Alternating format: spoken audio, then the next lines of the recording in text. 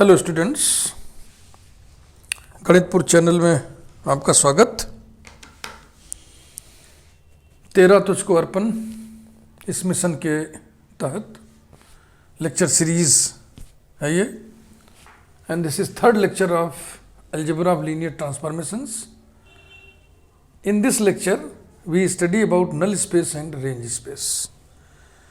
पिछले वीडियोस में भी मैंने आपको बोला था कि अलजेब्रा ऑफ लीनियर ट्रांसफॉर्मेशंस ये जो प्लेलिस्ट है, इससे होकर गुजरने से पहले आप लीनियर अलजेब्रा प्लेलिस्ट में कुल 51 वीडियोस हैं, 51। आखिर के जो 9 वीडियोस हैं वो वेक्टर स्पेस होमोमॉर्फिज्म है। वेक्टर स्पेस होमोमॉर्फिज्म को ही लीनियर ट्रांसफॉर्मेशन कहते हैं। अब हम अलजेब्रा ऑफ लीनियर ट्रांसफॉर्मेशन पढ़ा रहे हैं। इसमें मुख्यतः हम linear space of linear transformation तक हमको जाना है और उस लीनियर स्पेस के बेसिस डायमेंशन तक हमको जाना है। तो थोड़ा सा हमने रास्ता बदल लिया है और प्लेलिस्ट हमने दूसरा दे दिया है। तो आप इस प्लेलिस्ट में कुछ पहले पढ़ी हुई चीज़ भी पढ़ेंगे और बस वही कुछ जो ज़रूरी चीज़ें पढ़ा करके हम अपना रास्ता चेंज करेंगे। हम रास्ता किधर की ओर ले चलेंगे? Linear space of linear transformations की ओर। तो आइए आज हम लोग देखें नल स्पेस, जिसको कर्नेल भी कहते हैं, कर्नेल ऑफ होमोमॉर्फिज्म। सबसे पहले आप लिखिए null space. Let UF and VF be linear spaces,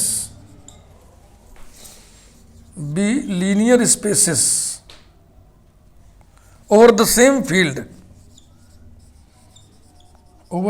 field F. Let T from U to V be a linear transformation. A linear transformation हमने ले लिया T from U to V. Then the kernel of T is defined by K equals to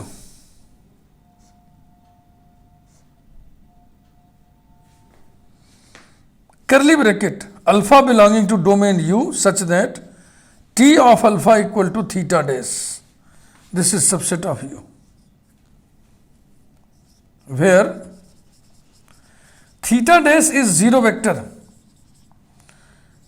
of codomain V।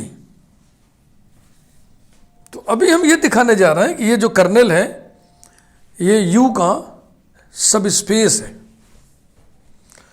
तो let us see. Let alpha and beta be any two elements of K, then T of alpha equal to theta dash, T of beta equal to theta dash number 1। जो भी K में होगा उसकी T image कितनी होगी? Theta dash. यानी domain के वो सारे एलिमेंट जो कोडोमेन के जीरो वेक्टर पर मैप होते हैं, उन एलिमेंट्स का जो सेट होता है उसी को kernel of the linear transformation कहते हैं।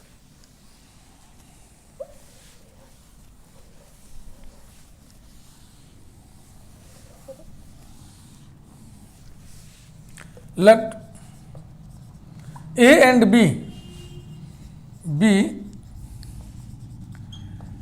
any two scalars, then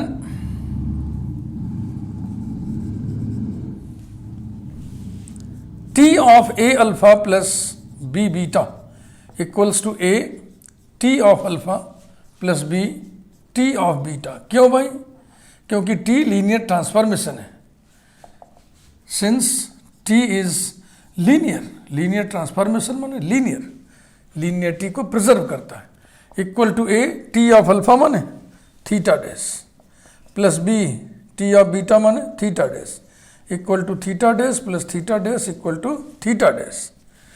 इस एलिमेंट की इमेज थीटा डैश है, इसलिए ये एलिमेंट किसको बिलोंग करेगा, कर्नेल को। Therefore A alpha plus B beta belongs to के। इसको जनरलाइज करके लिख दो ऐसे, thus A alpha plus B beta belongs to K for all A comma B belonging to field semicolon for all alpha beta belonging to domain U, and hence K is a subspace. K is a subspace of domain U. This, देखो जो subspace है वो space ही तो होगा। अगर आप कह रहे हो कि सब स्पेस है, इसका मतलब वो लीनियर स्पेस है और सबसेट है डोमेन का। This linear space, this linear space is termed as null space. Null space of T comma denoted by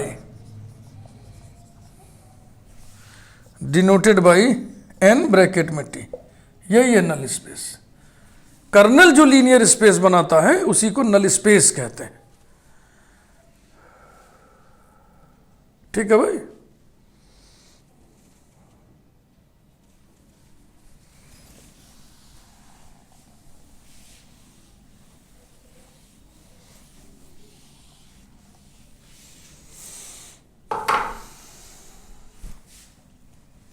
अलग से हम लिख दे रहे हैं, यदि लीनियर स्पेसेस फाइनाइट डायमेंशनल हो तो ये भी सब स्पेस भी फाइनाइट डायमेंशनल होगा। किसी भी फाइनाइट डायमेंशनल लीनियर स्पेस का सब स्पेस फाइनाइट डायमेंशनल होता है और इसके डायमेंशन को नलिटी कहते हैं। Dimension of null space of T is termed as nullity. Nullity of T denoted by nu of t. Nu of t means dimension of null space.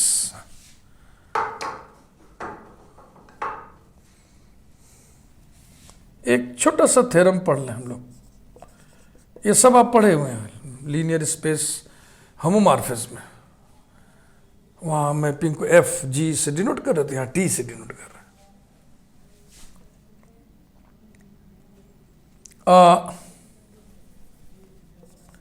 Linear transformation,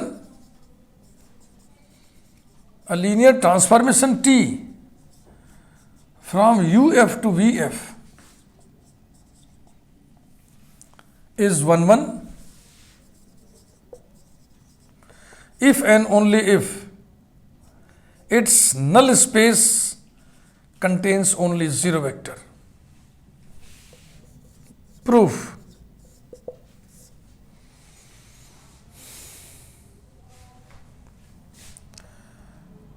If part,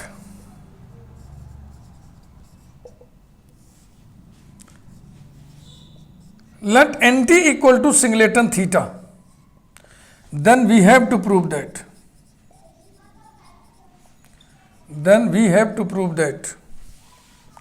t is 1 1। t अंततोगत्वा mapping ही तो है। कोई भी mapping 1 1 mapping कब होती है, जब दो images के बराबर होने से करस्पॉन्डिंग प्री इमेजेस भी बराबर हो जाए।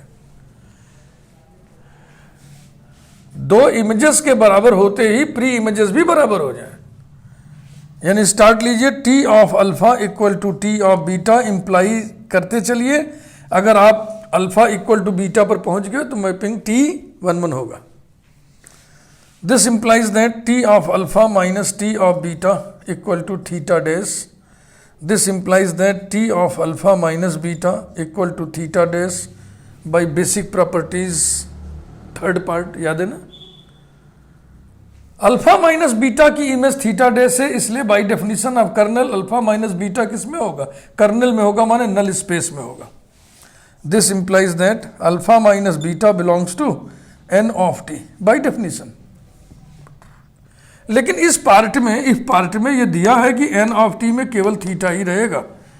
सो this implies that alpha minus beta equals to theta and this implies that alpha equal to beta. तो दो इमेजेस के बराबर होने से प्री इमेजेस भी बराबर हो गई. इसका मतलब क्या हुआ? t is 1 1. इफ पार्ट का प्रूफ कंप्लीट हुआ.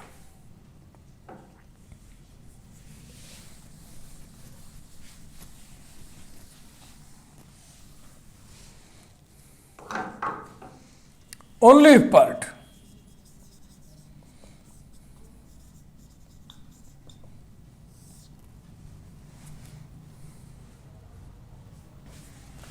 Let t be 1 1. Then we have to prove that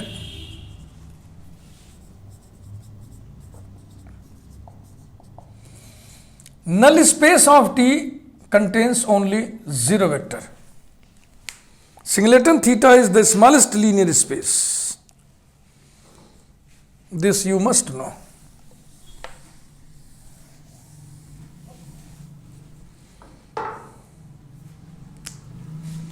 We know that एक रिजल्ट की चर्चा करते हैं. Basic properties number 1.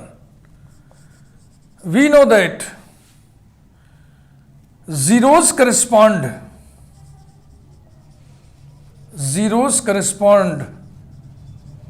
under a linear transformation. That is t of theta equal to theta dash, and so theta belongs to null space. जिस element की T image theta dash हो जाए वो एलिमेंट कहां रहेगा? कर्नेल में. ठीक है भाई.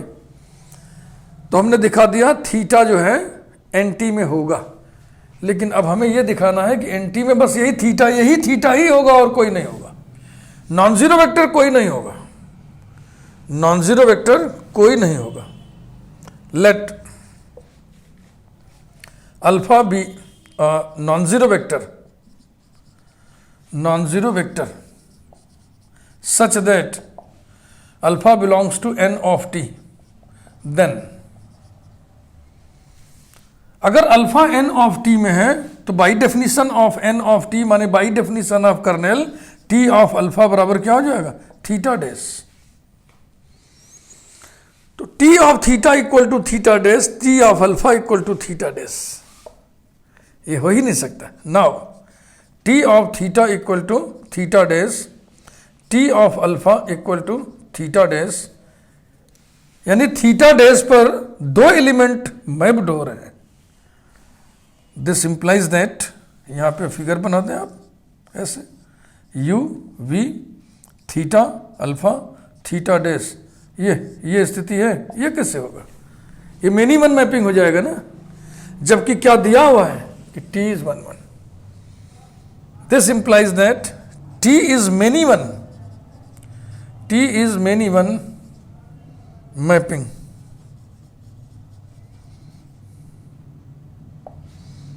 It contradicts the fact that t is 1 1. It contradicts the fact that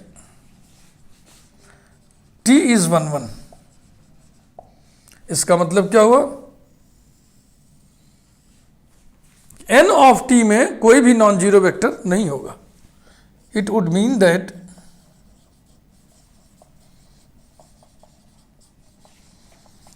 n of t has no non zero vector and so n of t has only zero vector. n of t equal to singleton theta. This completes the proof of only part.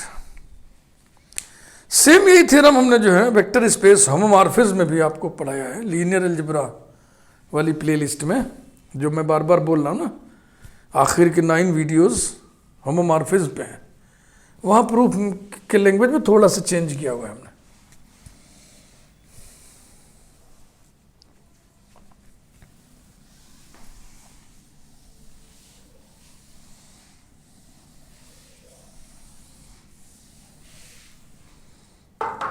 अब हम लोग देखेंगे range space.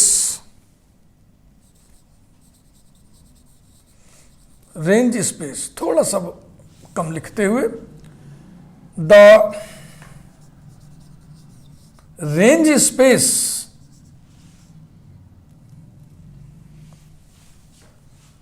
एक minute, range केवल लिखें।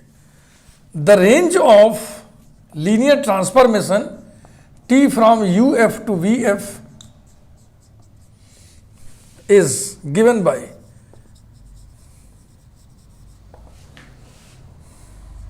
R of T लिखते हैं, range of T। Range of T माने इमेज सेट, यानी कि ये क्या चीज है, ये T ऑफ U है, डोमेन की इमेज है, और ये क्या होगा, set of all images, set of all images T of alpha such that alpha belongs to domain। T of alpha कहाँ निवास करता है, V में, कोडोमेन में, तो ये सबसेट V हुआ। इस रेंज को हम सब स्पेस ऑफ V प्रूव करने जा रहे हैं। This range forms a linear subspace of codomain. Let us do. Let beta 1 and beta 2 be any two elements of RT। RT में देखो जो भी होगा ना, वो डोमेन के किसी न किसी एलिमेंट का इमेज होगा। RT में कौन रहता है, images. So that beta 1 is T image of alpha 1 and beta 2 is T image of alpha 2, semicolon, alpha 1 comma alpha 2 belong to domain U। Let A and B be any two scalars, then A beta 1 plus B beta 2 is equal to A T alpha 1 plus B T alpha 2 equals to, चूंकि T linear transformation है इसलिए linearity को preserve करेगा, तो हो जाएगा T of A alpha 1 plus B alpha 2 belongs to RT because A alpha 1 plus B alpha 2 belongs to U। Alpha 1 alpha 2 कहाँ के एलिमेंट्स हैं, U के। U लीनियर स्पेस है, इसलिए A alpha 1 plus B alpha 2 भी U में होगा। और T ऑफ दिस ये क्या चीज है, U के एलिमेंट का T इमेज है, ये किस में होगा, रेंज ऑफ T में होगा।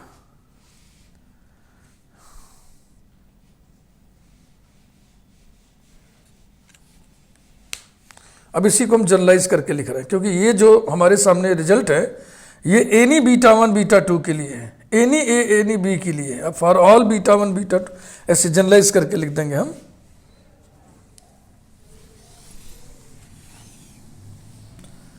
कोई भी सेट सब स्पेस कब होता है, जब उस सेट के किन्हीं दो एलिमेंट्स का लीनियर सम भी उसी में हो। तो बीटा 1 बीटा 2 कहाँ के हैं, RT के, और इनका लीनियर सम भी RT में है। Therefore A beta 1 plus B beta 2 belongs to RT for all A comma B belonging to field, semicolon, for all beta 1 comma beta 2 belonging to RT, and hence RT जो कि subset है V का is a linear subspace, is a linear subspace of V। तो जो सब space है वो space होगा, लीनियर सब स्पेस अगर कोई है तो लीनियर स्पेस होगा। This linear space is termed as, this linear space is termed as the range space, the range space of T। कोई नया नोटेशन नहीं, बस वही RT। अब अगर ये लीनियर स्पेसेस फाइनाइट डायमेंशनल हो तो सब स्पेस ये भी फाइनाइट डायमेंशनल होगा और इसका डायमेंशन रैंक ऑफ टी कहलाता है। Dimension of range space of T is termed as the rank of t, comma, denoted by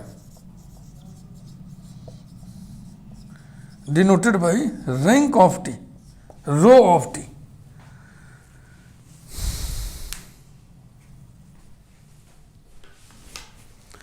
तो नल स्पेस और रेंज स्पेस के बारे में ये बेसिक आइडिया था। इस पर बेस्ड थ्योरम होता है, वो हम लोग पढ़ेंगे।